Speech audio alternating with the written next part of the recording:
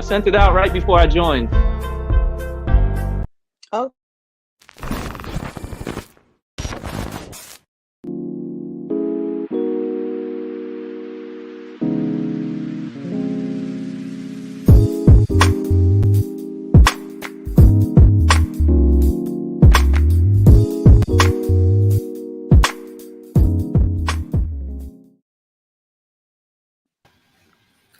Hey, peace, family. Welcome to our episode on Kwanzaa. So, is Kwanzaa real? Is the question that we're going to be exploring today. My name is Ikemba. I am head writer of We Charge Colonialism, and my four guests and brothers and sisters that are with me are going to introduce themselves, starting with Lava. I guess I don't know if y'all see the screen the way I see it, but I guess y'all can just jump in. Peace, family. I am Loudwire, 1/5 of AIU. And yeah, excited. Peace and blessings, family. This is Yomi Love, also known as the Shrine of Myrrh, also Master MG of the AIU movement. Glad to be here. Glad to be with y'all. Ready for this build. Peace and power, y'all. My name is Kara. Allowing us to come to this platform, and I'm looking forward to such an important and powerful discussion. And is Kasara with us at the moment? I believe she's in transit. Correct. Okay. All right. So when Kasara comes back, we'll bring her back up. But yeah, so y'all are familiar, pretty sure y'all tune into We Charge Colonialism podcast and book club. And, you know, a lot of the other topics that we go through during the week, y'all probably see me, but y'all are not familiar with my brothers and sisters, my comrades in arms that I organize with in Brooklyn, New York. So these are no strangers to me. We are part of a organization called Abundance in Ujamaa. And make sure you follow us on Instagram as well. And I was going to say, if one of y'all could put it in the chat while I'm talking. If not, I'll put it in there later. But y'all can follow us, AIU movement on Instagram. And so my brothers and sisters for AIU, we've been organizing for the last 2-3 years, right? Probably going on 3 years now. Yeah, 3 years. Yeah. So we've been doing a lot of work, a lot of community work, especially particularly around cultural and cooperative economics. And one of these cultural events that we organize is Kwanzaa. And so I think like what really pushed us to do this particular topic is because of the history of Kwanzaa. A lot of our people are not familiar with Kwanzaa as a Black cultural holiday. And there's been some like controversy around Kwanzaa too over the years. So, you know, whether we should celebrate it or not. And I think there's a lot of questions we want to dive into in this particular discussion. So I want to appreciate everybody who is tuning in right now, but make sure that you are subscribing to We Charge Colonialism so you can see more programs like the one that you're watching right now. Also, you know, make sure you hit the like and you like and share this, right? So y'all can tell I've been watching a lot of podcasts. I'll be hearing people say that all the time. So like and share. Put a one in the chat if you think Kwanzaa is a real holiday. Put a 1 in the chat. Put a 2 in the chat if you think it's fake. See, this is how we do. All right, so we're gonna get into these questions. Did any of y'all want to say anything, or maybe I could give a little? I feel like I've been talking already a lot. Does somebody want to give a little? Like brief before I ask the first question, maybe like a paragraph what Kwanzaa is or whatever you want to say, you know, about Kwanzaa. That's probably one of the questions. Well, Dr. Ojore, you have not been talking that much. I thought you would have gave the people a quick intro. All right, cool. So the history of Kwanzaa, just to go back to that, and I think we'll probably answer some of these in the questions, but you know, Kwanzaa was birthed on a movement of Black power. It was a struggle going on in the United States, many of us know about the civil rights movement and this transition from civil rights to the Black Power movement, which came about around 1965 and 66, particularly like when Kwame Ture made the call for Black Power.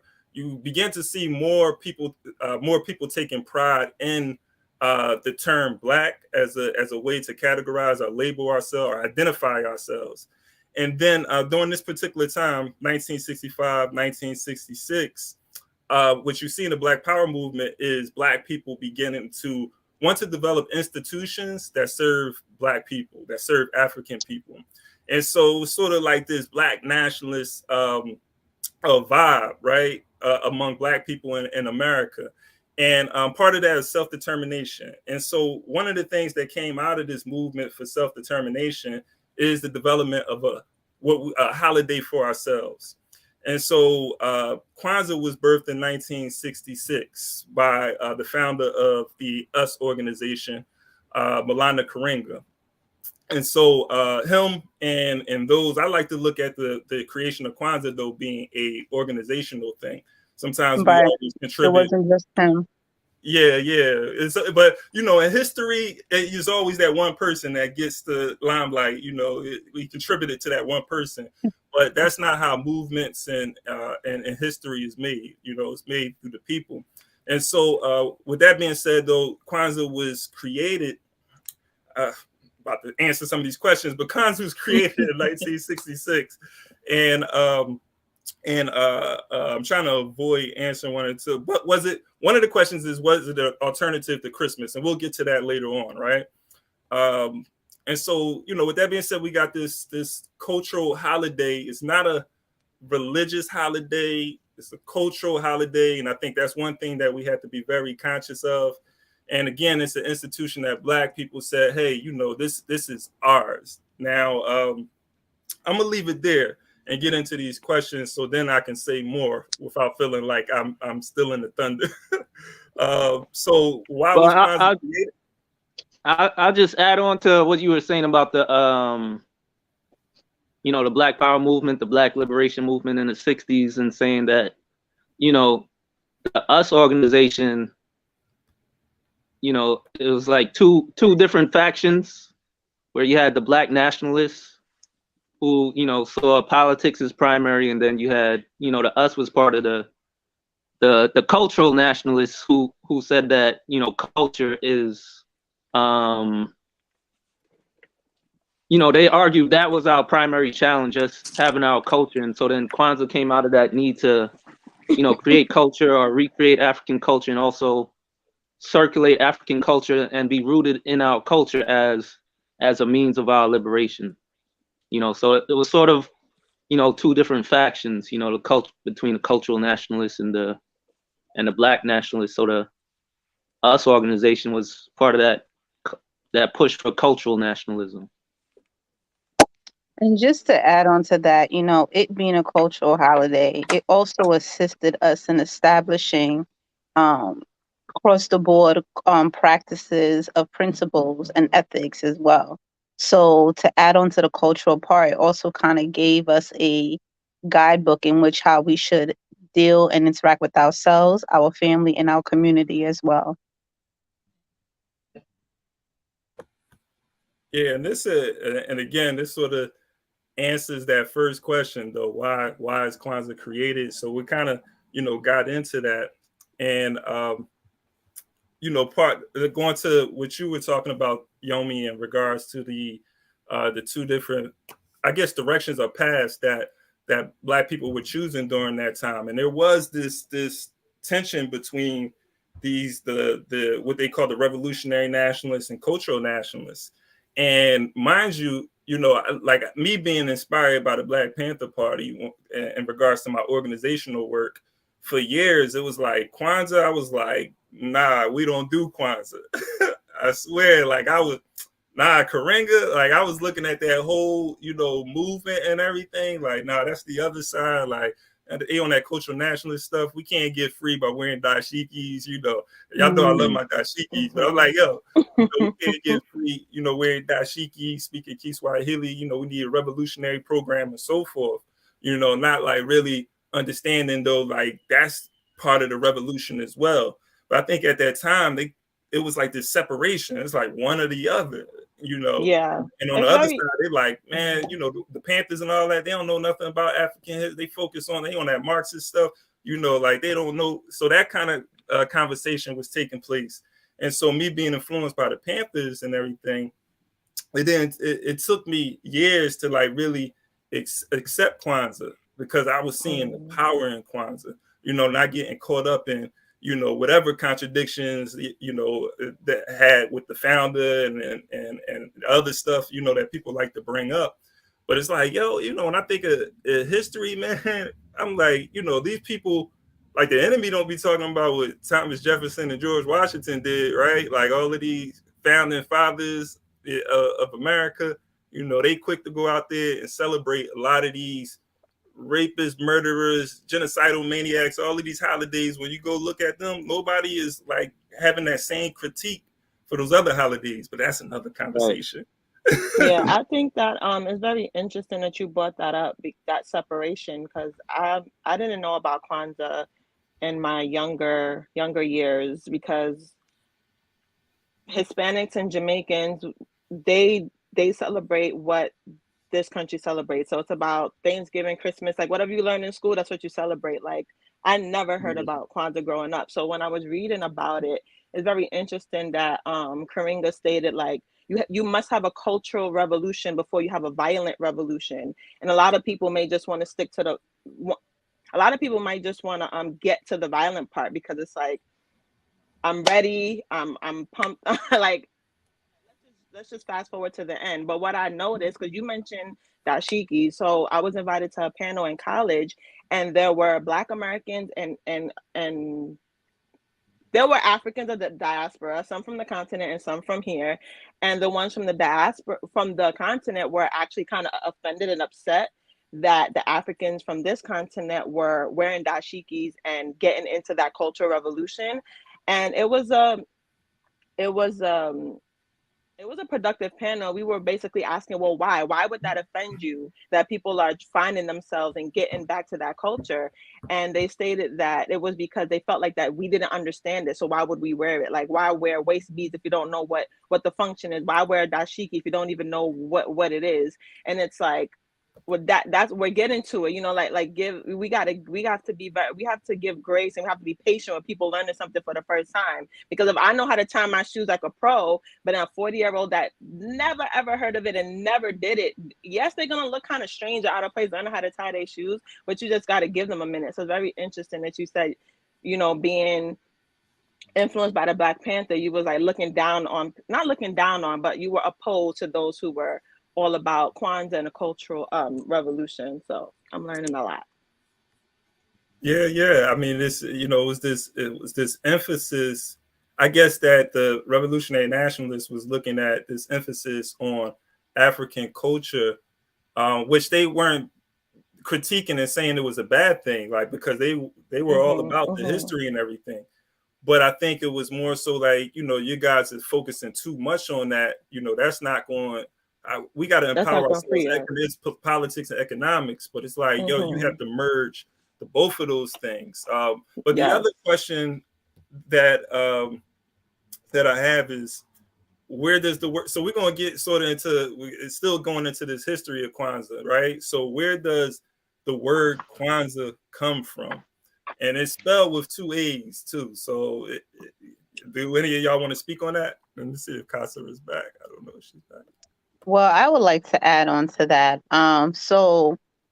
For those who are interested in getting a lot more in-depth information for yourself and your family about Kwanzaa, there's this book called The Complete Kwanzaa Celebration Book.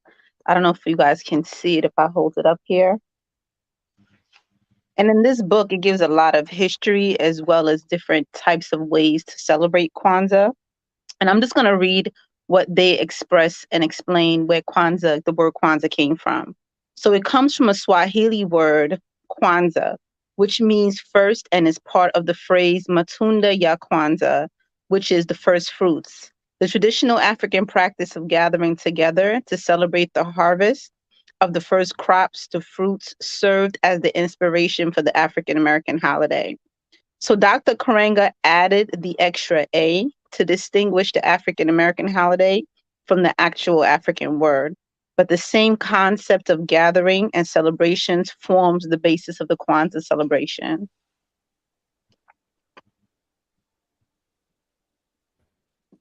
I appreciate that. Did anybody hey, I'm paying attention to the chat about the answer some question. So did anybody want to add to what Segmu said? I just wanted to ask her, so you say he added the extra A, why? So the Swahili word, it was just had one A, but he added the extra additional A to distinguish it from the Swahili traditional ceremony to the African American one. Got you. Okay. Okay, I'm glad you raised that question again, Lawire, so I can add to that. Trying to play it off. I'm like, I'm in the chat. Focus on answering. We'll get to the chat. We'll get to the chat. But And, oh, go ahead. So yeah, that phrase, first fruits, Kwanzaa is modeled off of, actual African celebrations, where we celebrated, harvest celebration. So, just going back to, I know we're going to get into, is it a real holiday, but it's actually modeled on, traditional holidays dealing with, harvest. So that's where, that phrase first fruits comes from like harvest celebrations. So. Yeah, for sure. And I definitely want to build on that later as well. But the other thing that I came across in my research of Kwanzaa in regards to the A is also the 7 principles. So it was supposed to, like that seventh letter was supposed to have all of those letters represent each principle of Kwanzaa. And then according to a member of us at that first Kwanzaa celebration, there was 7 children that was organized in, I guess, the part of Kwanzaa where they were going to introduce the principles. And because it was 7 of them, and there was only, I think they had a letter for each word Kwanzaa. According to this member of us, he said, they threw the in each letter, that kind of like validated, us putting the 7th letter on Kwanzaa. So, but according to the story, it's like, okay, there was already a 7th letter. So I don't know. It's kind of like 2 different stories, but yeah. The other thing, so, we got that in regards to Kwanzaa and the letters. Why is Kwanzaa a 7-day holiday? That's another question. I think like that kind of goes to what Yomi you was bringing up in regards to the festivals or festivities in Africa. Yeah. So a lot of the harvest festivals. I know there's one called Umkosi in southern Africa. I think in Zulu land. So that's 7 days. So it's modeled on these harvest festivals. A lot of them are 7 days, and I know that one in particular is one that's mentioned, Umkosi. So that's 7 days, and then another reason is the 7 principles of Kwanzaa in Nguzo Saba. So you have a day for each of the principles that helps reinforce the principles as well. Yeah, that's a fact. And I think when it comes to Kwanzaa too, what we have to realize is as well, in regards to like the general African population that was not familiar with Kwanzaa and its connection to those African festivals, it's not meant to emulate any of those festivals either. So part of what Karinga was doing is trying to take something from all of these festivals throughout Africa. And I think the one that he was mostly influenced by was the one that you brought up. I think it was the Nguni festival, well, one of the Southeastern African festivals, which is 7 days. But some of these festivals is more than 7 days. There's, I think some in Nigeria, it is 2 that maybe like 3 days or something like that. But throughout Africa, there may be some that in Ghana, there's a first fruit festival that's more than 7 days. So it's taken from all of these, but sort of it's in not conjunction, but it kind of parallels the one in Southeast Africa, which is 7 days, that kind of just like relate to or just show some correlation to that particular festival, but it's not meant to emulate it. So I wanted to uplift that because I know some people are just like, hold on, there's no African. This isn't an African which African festival is this? Right. Yeah, but it's birthed in like Black culture though in America. What Black Americans is rooted in African culture, but is birthed in the experiences of African Americans here. So like that's why it has its own. It kind of has its own origin story, and it's meant to. At the time, it was meant to combat the issues that African Americans was facing here. So it looked to Africa for its foundation and built off of that and created something that's new. So, but if you look at all of these African festivals, you're going to see Kwanzaa in each aspects of Kwanzaa in each one of those. And I don't know if Sekmu can speak to something in Nigeria. I know I asked you a question earlier. But I was wondering if there's like some things that in any of the festivals in Nigeria that kind of connects to what you see in Kwanzaa. Well, yeah, so you're absolutely right. I do believe that a lot of the principles that are highlighted within Kwanzaa is reflected in several different African cultures. When we talk about Africa, we know it's a continent, but when it comes to the spirituality, the morality, and the principles, that kind of connects us together. So in Nigeria, we do have, several holidays, but one of the ones that we also celebrate is Ileya, which is the New Year, which can also be seen as the first fruit, the first harvest holiday as well. And I just wanted to touch on what you guys were talking about before. With one of the principles of Kwanzaa, self-determination, I think, this holiday really shows us an example of where we are globally as a people. Like, who do we need to get permission from to create an African holiday? If we, claim that we are African by blood, through ancestry, continental, however you want to identify yourself, because we know a lot of our history has been, taken from us. A lot of, our culture, a lot of our spiritual understanding has been taken from us. I think that's why one of the principles of Kwanzaa, self-determination, Kujichagulia, I think is important, because within this holiday as well, we are determining for ourselves what is of value. So I think that's something that is important to bring up to, African Americans as well as Africans who want to ask, is it a real holiday? Like, who told us we could not create our own celebrations to celebrate one another and to bring ourselves, together in a spirit of unity? I agree. I think that the 7 principles and us dedicating those principles to each day, like, why, like, for those who are like against Kwanzaa or think it's problematic or think that it's controversial, what about unity is problematic? What about self-determination is problematic? What about being creative is problematic? What about cooperative economics, what we're doing here, what we do with our people? What is problematic about having faith, purpose? Like, I don't see anything problematic about these 7 principles. So if you live your daily life, and these are spiritual principles, so if you live your daily life like this, I don't see what's the problem with having a set time frame to highlight these principles. But I think you should live your everyday with these principles in mind. That's just my opinion. I don't see what I guess we'll get to this later, and I got kind of caught up in the chat too. But like, if the founder is problematic, I don't see how that now makes the principles or us living our lives righteous. Like, it doesn't connect. Just because he's problematic doesn't mean something that, I guess I could separate the invention from the inventor. Like, if I found out that the person who invented, I don't know, phones, lights, or computers was problematic, I'm still going to use it for the good. So I don't understand why Kwanzaa is problematic. Maybe there's some piece of history that I'm missing, but it seems all positive to me. So I don't know, maybe I could add on to that.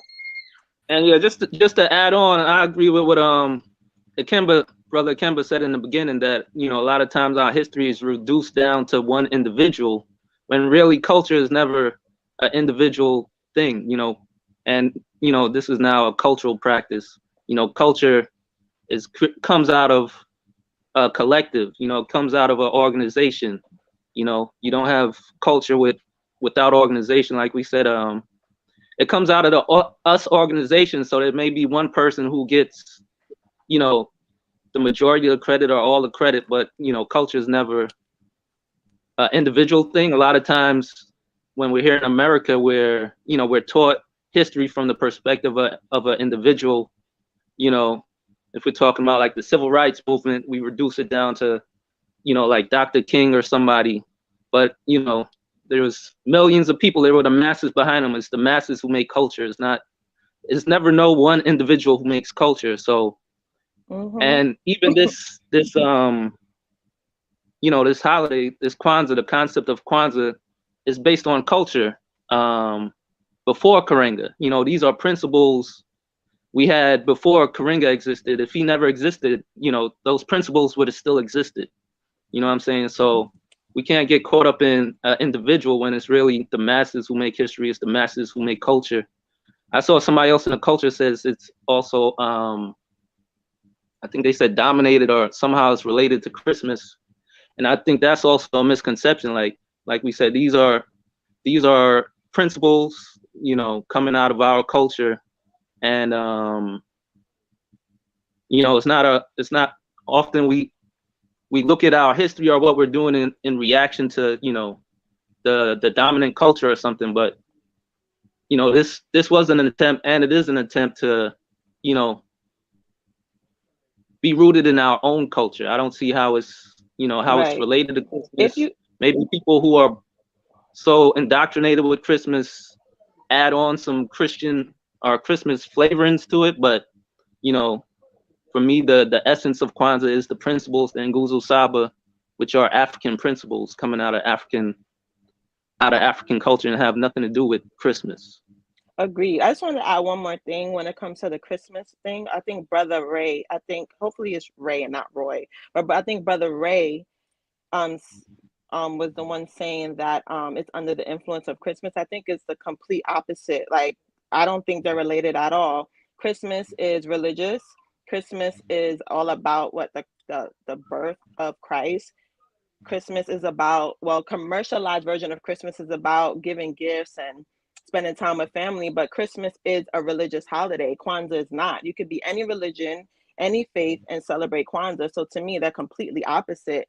And I remember reading up that in the beginning, it was actually a complete alternative to Christmas. Like, it was like, nah, like, we not on that. We not on a European holiday. We're going to have our own. But I think it was important for him to come back and say, and I'm not trying to be focused on the founder, but Karenga mentioned that he actually went against his initial reason for Kwanzaa, one of his initial reasons, and was like, you know what, matter of fact, it's not an alternative to Christmas. If you are Christian, if you do celebrate Christmas, you can also be included in celebrating Kwanzaa. And I think that's very important for the unity of our people. It's important as a Pan-African, you know, to respect all religions. You can be Islam, you can be a Hebrew Israelite, you can be Christian, you can be whatever you want to claim to be, and celebrate Kwanzaa. I think that's the beauty of it.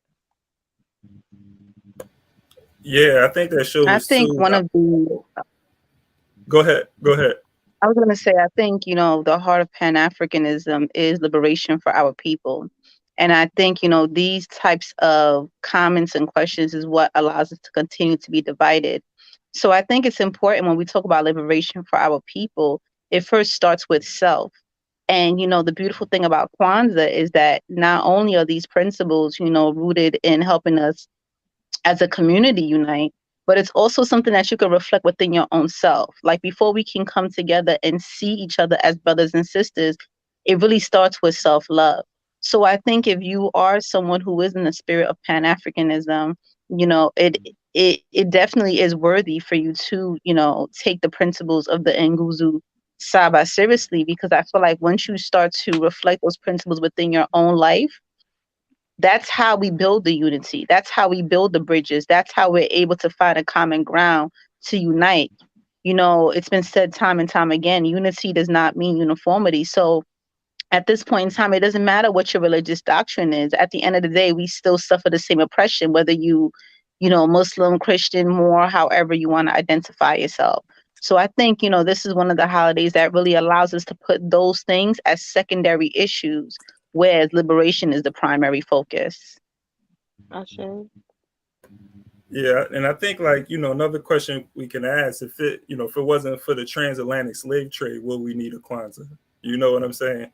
So, these is questions too I that we think need so. to be Let's asking. answer it. Yeah, I mean, but I guess the point I'm making is we had our African festivities and festivals, right? We would have been practicing some other African fest. So what this is filling a void, and in the time period, because you brought up Lawire some good history and context in regards to when as an alternative, because he did Karenga sort of evolve. Not saying evolution is not necessarily positive and negative, right? So he evolved throughout the years on his position change, and it was initially one of the reasons was this is an alternative. But again, going back to when it was born, it was birthed on the movement of Black people looking for our own institutions. And so one of those institutions, yes, it is going to be a day where we can gather and celebrate our history, like the values. I was looking at the values, because we had the principles, right? The principles of Kwanzaa, but there's also values of Kwanzaa too. And those values is ingathering, what's that? Reverence, commemoration, recommitment, and celebration. And those 5 values came from looking at the different African festivals of fruit, first fruits, and seeing this was in, hold on, all of these festivals, there's some sort of reverence and commemoration to the ancestors.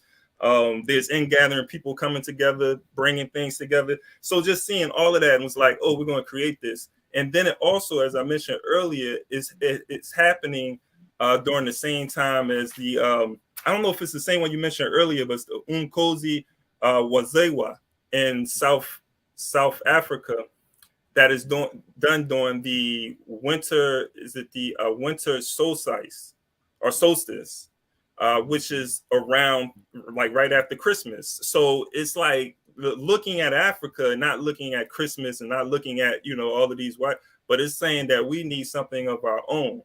And so, even the time period, it had a lot to do with the time periods of the first fruits in Africa, not necessarily because Christmas is here.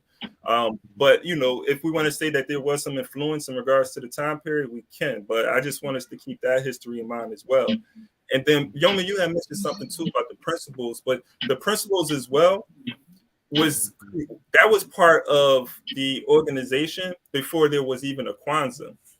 So those 7 principles was created in 1965, and it was part of the doctrine of the US organization. And mind you, another one of the founders of that organization was is it Hakeem Jamal, I think, which is Malcolm X's nephew or cousin or something. He's like blood relative, but he's one of the founders of that organization.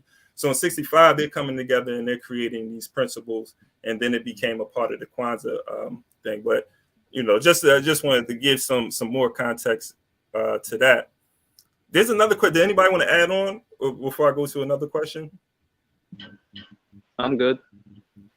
Before I go to that other question too, hey, if you're watching this, make sure you donate to the third. I know y'all been seeing it across the screen, to the third annual Kwanzaa extravaganza.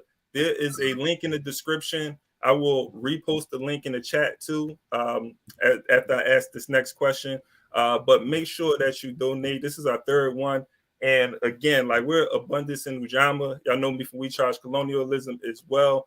And so, Abundance in Ujamaa is based in Brooklyn, but we got Staten Island in the building as well. But, so if you're in the area, or if you want to travel to the area, this December 26th is going to be our third annual Kwanzaa extravaganza happening at the Brooklyn Masonic Temple. All right. All So proceeds and all funds will go to making this event happen. It's a crowdfunding initiative. If there's even $5 left over, we'll have a raffle and give it away to the crowd. Like, we're very serious about this. All proceeds will go into having an amazing show. Performers, dancers, drumming, surprise performances, complimentary dinner, all of the perks and more that we had in the first 2 years. So I'm very excited. Ashe, Ashe. And this is what we about too, carrying on the culture, man. We do Black History Month events, Juneteenth. You know, this was our third or second one. This was our third one, right? I mean, we've been getting it every year. We're making sure that we bring this culture, keeping this culture alive for our people. And going back to Kwanzaa, that was another thing about Kwanzaa too. You know, it was about a cultural revolution for our people. So going to the next question though, why has Kwanzaa grown among African people? Well, I would Well, I think imagine that people, we're, slowly but surely coming into knowledge of self, coming into knowledge of our culture. And like you mentioned earlier, Brother Kimba, I feel like it's a holiday that helps us to bridge the gap between, our separation, from the motherland. So I think as time progresses, people are becoming more conscious, and it's just organically growing as it should. Hey, Yo, the comments got me cracking up. hey, I I'm so appreciate that sorry. segment. Conrad Sayero was like, not the damn.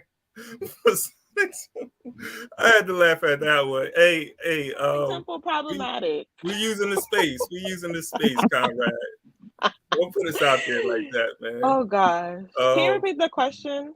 Yeah. So why has Kwanzaa grown among African people? Kwanzaa is celebrated. I've heard it's celebrated on the continent.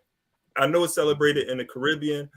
I'm not sure if South American can, but I know like the Caribbean, and I've heard Africa as well. So but why even like among, I guess, like Africans here in the States and in other places?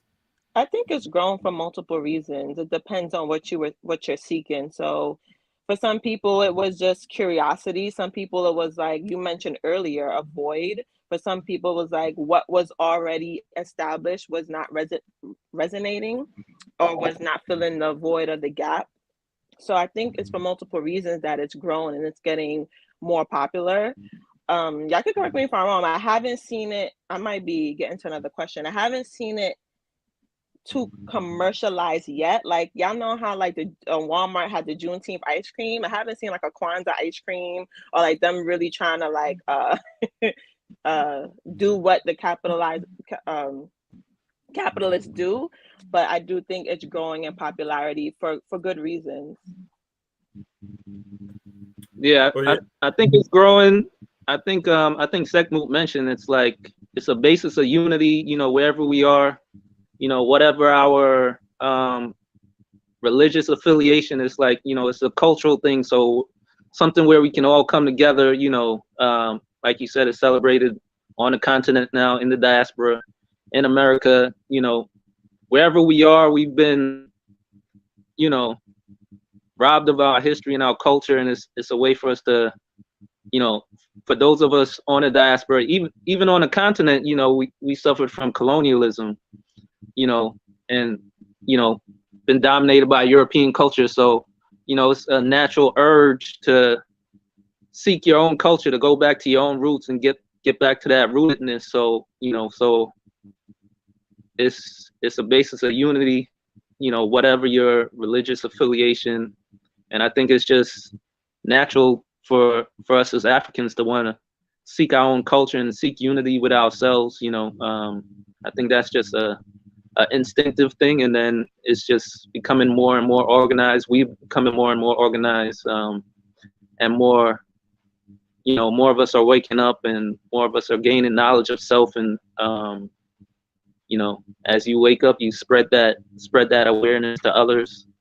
And we're still oppressed. We're still dominated by European culture, and this is, this is the antidote to that, or one of the antidotes, us going back and get a root and becoming rooted in our own culture. Absolutely. And also, I believe the rise of social media has played a big role in it as well. I feel as though so many more of us have access to it now, where we want to share the things that we are doing in our daily lives. And Kwanzaa, as Empress Livewire mentioned, is not something that has really been commercialized. So I feel like a big part of the growing and the spreading of it has to do with social media as well, where you do have personalities who are going across the globe, like a Dr. Umar, who goes from continent to continent, and is also discussing the importance of Kwanzaa and the different principles within it. So I think social media within itself, social media personalities, they may not saying that they're only social media personalities, but we have a lot of Pan-Africanists that use social media as a platform, has really helped to spread the message. Yeah, appreciate that. Also, to the chat, the US organization doctrine is or philosophy is called Kawaida. I don't know what I said earlier. I might have pronounced it wrong, but it's Kawaida. I can't even remember what I said. The other, question that I have, well, follow-up question to this though is I'm seeing one of the things that I noticed too is I'm just thinking back to how long my I guess like my position on Kwanzaa has changed. It's long. It was longer than I thought in regards to like when I began to recognize Kwanzaa as an institution that African people need to be embracing, especially in this current climate. I think y'all mentioned just like the social conditioning, maybe not using that, but just like a way for us to combat, this social engineering under colonialism. But I'm thinking back like 2013, I think that's when, because we had a youth program, Machiavelli leadership program, and we was taking our babies, our children that we were educating at our Saturday school to Kwanzaa events. And I remember one time I don't know what possessed us. There was a Kwanzaa event going on at what's the spot that in on Fulton Street Plaza. What's the plaza? Restoration Plaza. So like they be having the cultural events there. I don't know who was doing it. I don't know if it was like Thanksgiving or somebody. One of the Black Power groups was doing the Kwanzaa event there. But for some reason, we took the youth to Manhattan and went to the Museum of Natural History because we saw that they were doing a Kwanzaa event. And I don't know if we thought like, oh, okay, it's at the museum, it's big space. This show is going to be elaborate. We're going to that one. When we should have took them to Restoration Plaza. So we go there, and one of the things I noticed though is like that was not a culture shock, but it was a shock to me because that was the first time I went to a Kwanzaa event. I think it was the first time or one of the first times, and there was a lot of colonizers there and white folks, and so I was looking like, what the hell is going on here? Like, like, oh, we should have stayed in Brooklyn. I was tight, man. But what do y'all think about, you should have known better. You should have known better. I'm thinking Kwanzaa is going to be, but museum, I get it. Like the museum, when you think of the space, I completely get it. But it was Kwanzaa though. Like I'm thinking Kwanzaa, like only we do Kwanzaa. That was right. I'm fresh to it. I'm fresh to going to Kwanzaa events at this time. Like I went to this Kwanzaa event. I think it's gonna be blacked out. Like it's gonna be crazy in there. I'm seeing all this coming on. Like, what are they doing here? So I guess that kind of speaks to I guess what just came to my mind when you were saying that. Can other ethnic groups celebrate Kwanzaa? And I think they can, but I don't think it's appropriate. Like I can celebrate Hanukkah, but I think that would be very weird and inappropriate. I think if you don't understand the principles and you're not an African person, I don't see why you would be. I could be wrong. And then there's also the nuances that could go with that. Like if you're a black man or black woman married to somebody of a different culture, of a different race, and you're celebrating Kwanzaa, then by default, that person is celebrating Kwanzaa. I just think it's a very interesting sight to see. But I mean, I think it wouldn't be appropriate for other races to celebrate Kwanzaa. Did anybody want to add on to that? Or I can go to the next question.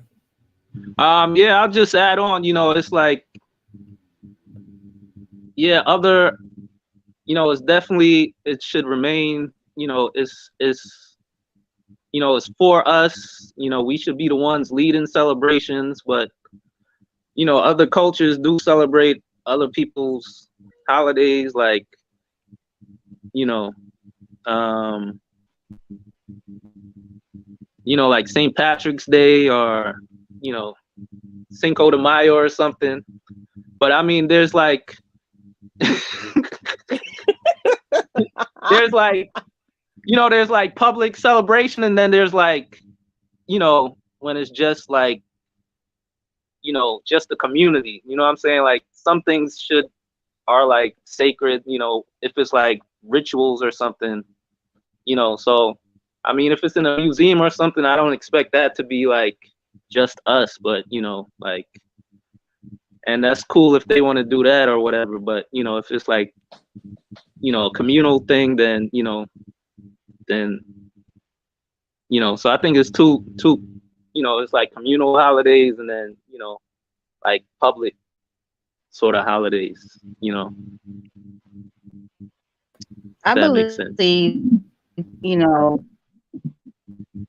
Kwanzaa was founded, specifically to bring unity amongst melanated people who have a unique experience that's like none other compared to any other peoples on the world. And because of the experiences that we have been through, we are so sorely divided to the point where, anywhere on the globe, we get no respect. We get no, where is our property? Where are where is our organizations that are, buying buildings and doing all these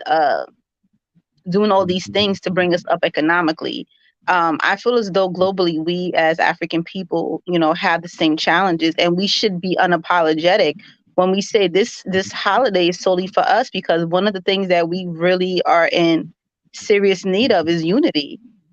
Like for me, I feel like once we as a people can kind of put our differences to the side and come together as a united front so that we can create a better future for our children where we're not considered second or third class citizens. I feel like at that point, if we want to bring people into our folds that are not African, so be it. But right now, I feel like, we really, really need to be able to find a common ground to unite. And I think Kwanzaa is a perfect opportunity for that. I believe, people can celebrate it who are not African and do their own thing with respect to what it's about. But if you really respect what Kwanzaa is about, then you wouldn't really want to celebrate Kwanzaa. Like that's something that's for us, you know what I mean? For a sole purpose based on the struggles and the history that we have. So yeah, I just think we need to be unapologetic in saying that Kwanzaa should be celebrated by African people because it's meant to bring African people globally together. It's not meant to bring Europeans together. It's not meant to bring Spanish people together. It's meant to bring people who recognize that they are of African descent together so that we can unite and create, a system where we are not considered second, third, or fourth class citizens. Hey, you hitting it. You hitting it right now. Like I just want to add on to that. Like it's based in African culture, principles, values, right? It's based in our history. Like part of what we're doing by practicing and celebrating Kwanzaa is commemorating our ancestors. For this is a spiritual component too, for spiritual people, not any particular religion, but it's supposed to be reverence, right, to our deities, if you have deities, right, and for a European to want to like celebrate Kwanzaa is like, what? This doesn't have anything to do with your culture or history. Like, why would you want to do that? Now, if you want to, I think onto your point set move, if you want to sort of like, oh, look, these principles, these are some powerful principles and values. Let me create and build on that and do something, something else. But it can't be Kwanzaa though. And again, like it's just like a complete contradiction. Like, why would you want to do that? And that's the same thing. It's crazy to think about that. But now let's talk about Africans who have been doing that, and that going back to the importance of Kwanzaa, because this is Africans have been celebrating things that have been rooted in European history and culture. So, and I don't want to shake things up. I don't get some people probably like, when they hear that, like, yeah, it's a lot of things. You gotta be unapologetic, brother. Gotta be, man. And so, but that's part of the reason why, Kwanzaa was needed. It's because we needed an institution that was based in our history, our culture, and traditions. I feel like we answered some of these questions, but I see the clock is ticking, right? So I'm wondering if we want to answer this question: is Kwanzaa a real holiday? I think I answered that question, for myself when I spoke about self-determination. Like, why wouldn't it be a real holiday? Like, who do we need to get approval from for it to be considered a real holiday? Kwanzaa, like anything else, is, the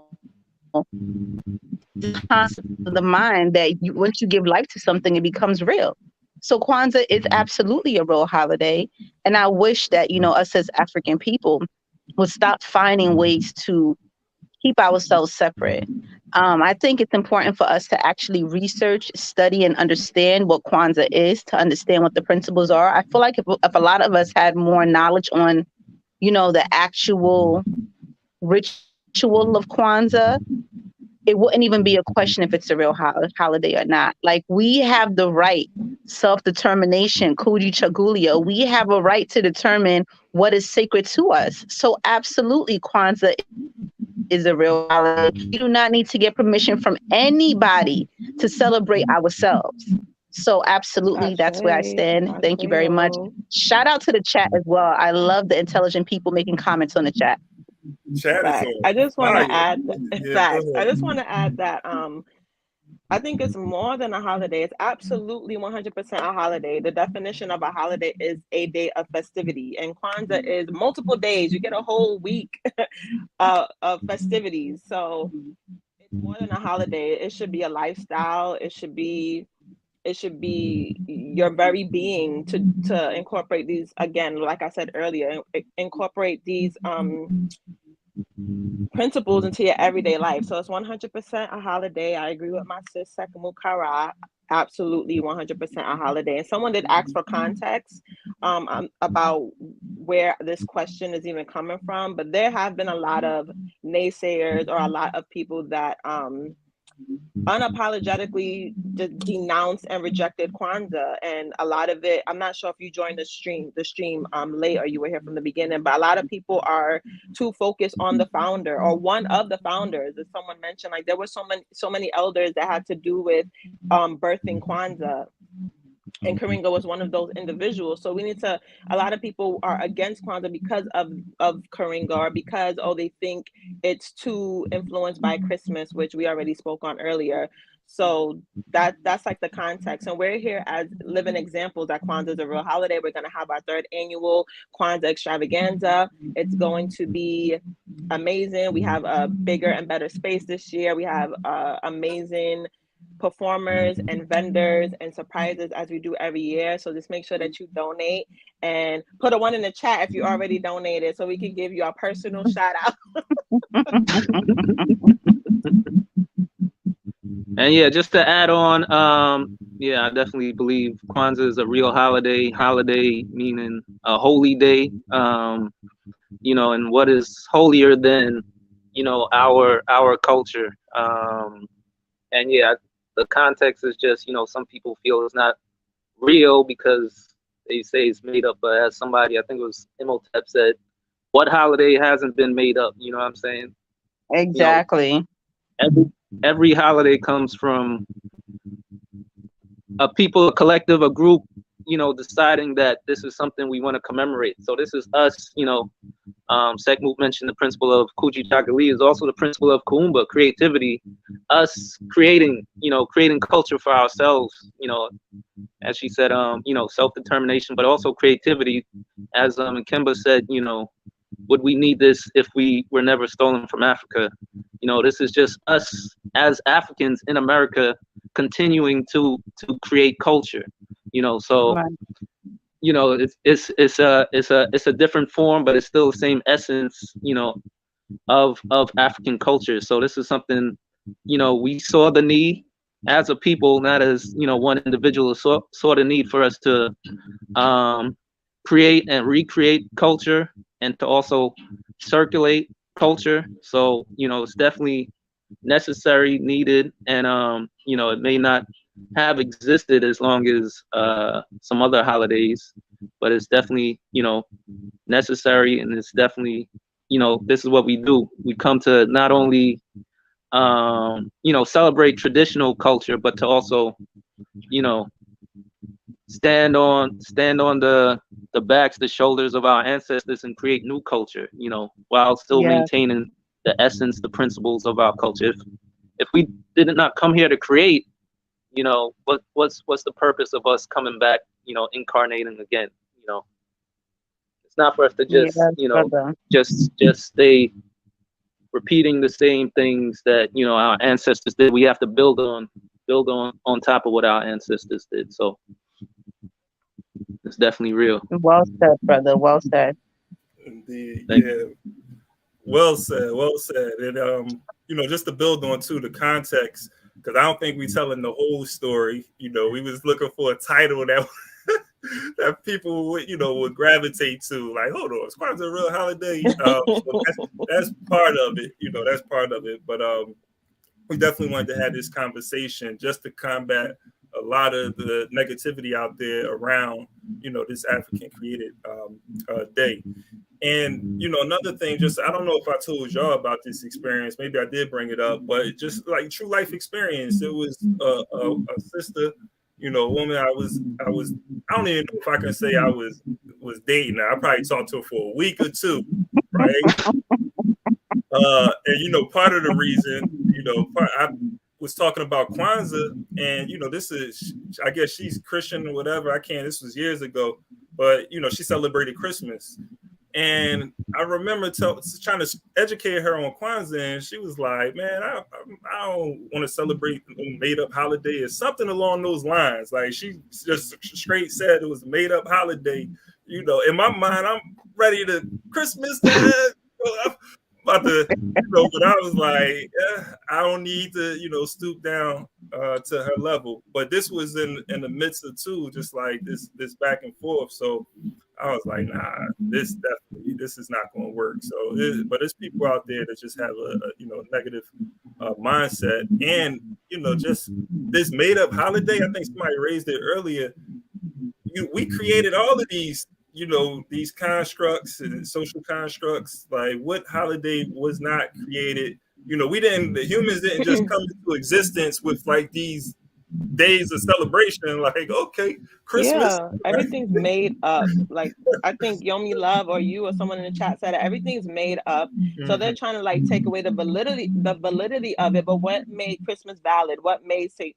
Patrick's Day valid here? Like numbers, all of these people going out to celebrate and drink and use it as a day to just have fun and get drunk or whatever their definition of fun is. It's like, what makes everything's made up. So then what makes it valid? Whatever's valid to you, whatever you value.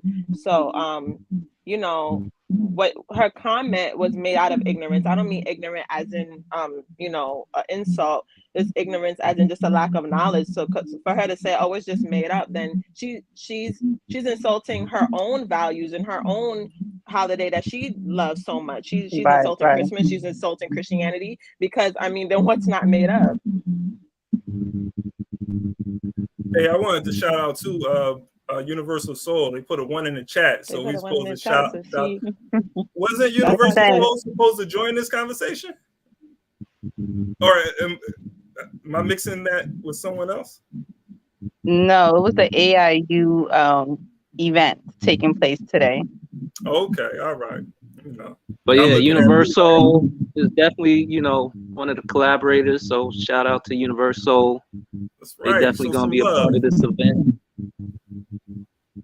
For sure, for sure. Shout out to you for your collab and your donation. I appreciate you. Want to appreciate everybody too for tuning in to this conversation about Kwanzaa, much needed conversation. I think we need to do this again. To be We honest, absolutely need to I do it agree. again, this closer was to a the dope event. conversation for And then sure. for the second, Well, for part two, we can actually bring people up because people have some great Yeah. comments and things to contribute to the conversation. So let's do part two closer to the event. well, we'll see if the people want a part two by their donations.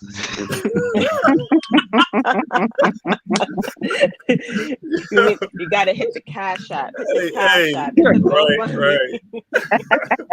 Yo, but y'all gotta make sure you follow us again. Follow us on Instagram, AIU Movement on IG, and see what else we got. We have Kwanzaa coming up, but we Black History.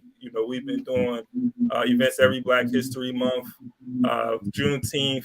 We do things throughout the year to bring our people together, celebrate our culture, and also, we are abundance in Ujama. We stress the importance of cooperative economics, which is the fourth principle of Kwanzaa, right? So we try to put these principles we put these principles into practice. We don't try, we doing it.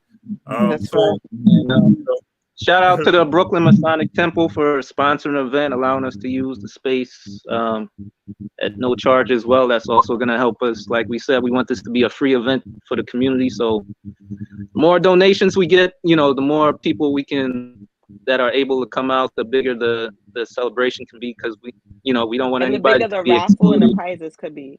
Yep. we feeding people, we doing all types. Yeah. So yeah. These events, That's if you right. We're bringing our community together. And don't worry, guys. It's on a Monday, our family. Don't worry. It's on a Monday, but we're off on that day because most jobs are observing Christmas on that day because Christmas is a Sunday. So you should be off already. It should be a paid holiday already. So don't worry. Come out. We're not gonna keep it too late. So be on time. It's gonna be in Brooklyn, but we're not gonna do as Brooklyn people do on that day. Doors open at 1, program will start promptly at 2. So I hope y'all are on time so y'all don't miss it. Because we're not saving the best for last. We're gonna flip it on y'all. Y'all gonna miss the best performances if y'all are late. Man, I ain't gonna say on time. Yeah, we're not gonna be on Caribbean time.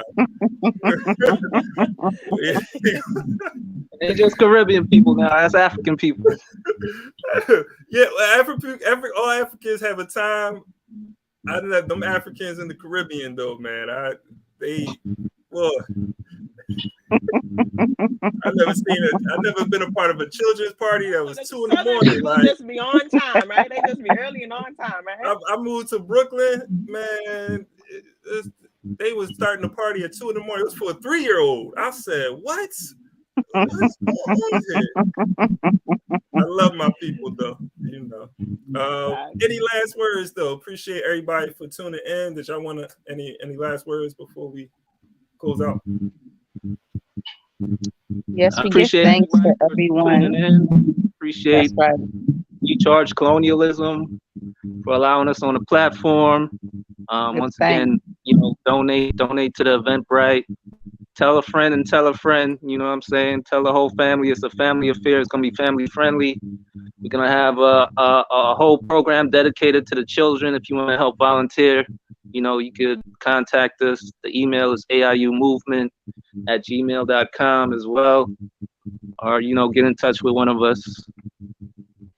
Peace and blessings. Peace, family. No, Brother Yomi pretty much covered it. Thank you all for your time. Thank you for your comments. I hope that we were able to shed some light and some knowledge about Kwanzaa, and give thanks to We Charge Colonialism for allowing us to get on your space to have such a powerful conversation. I see that Baruti asked the question at the end of the live. Did you join late? brother. We will address those comments on part 2. Do y'all see the question We that go we to want part the 2. panel to Okay. address? Hey, Ndugu Baruti, you got If it we for raise part 2. $500, if we raise 500 tonight, there'll be a part 2.